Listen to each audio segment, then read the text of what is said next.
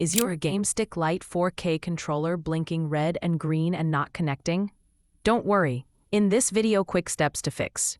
Step 1. First, check the batteries. Remove them and replace with fresh AA batteries. Weak batteries often cause blinking lights. Step 2. Now, make sure the USB dongle of the Game Stick Lite is properly connected to your TV or adapter.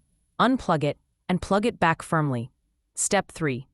Press and hold the home button on your controller for a few seconds until the blinking stops. This forces the controller to repair. Step 4. If it still blinks, press the pairing button on the USB dongle while holding the home button on the controller. Wait until the light turns solid. Step 5. As a final step, restart your TV or Game Stick device. Then repeat the pairing process. This usually solves the issue.